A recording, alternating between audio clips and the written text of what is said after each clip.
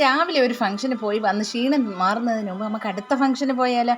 അപ്പം നമ്മൾ പോകുന്നത് നമ്മുടെ കണ്ണൻ്റെ ബർത്ത്ഡേക്കാണ് കേട്ടോ. തൊട്ടപ്പുറത്തെ വീടായതുകൊണ്ട് ഇനി രാത്രി അങ്ങോട്ട് ചാടിയാൽ മതിയല്ലോ. അങ്ങനെ ഒരു 6:45 നമ്മൾ അവിടെ എത്തിയിട്ടുണ്ടേ.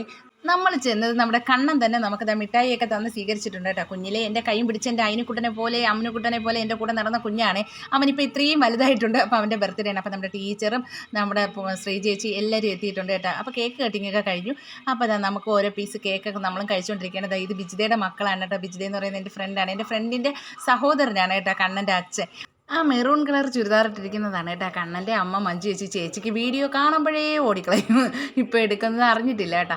അങ്ങനെ പിന്നെ ബാക്കിയുള്ളതെല്ലാം നമ്മുടെ അയൽവാസികൾ തന്നെയാണ്. നമ്മളെല്ലാവരും ചുറ്റുവട്ടത്തുള്ളതാണ് കേട്ടോ. അപ്പം നമുക്ക് കഴിക്കാനുള്ള ഫുഡ് വന്നിട്ടുണ്ട് കേട്ടോ. Fried rice, gobi manchurian, chicken curry, porotta, മരച്ചീനിയും ചമ്മന്തി, ചിക്കൻ ഫ്രൈ, അച്ചാർ, ബിരിയാണി, സാലഡ്, പപ്പടം, പഴം, അങ്ങനെ എല്ലാ ഐറ്റവും ഉണ്ട് കേട്ടോ.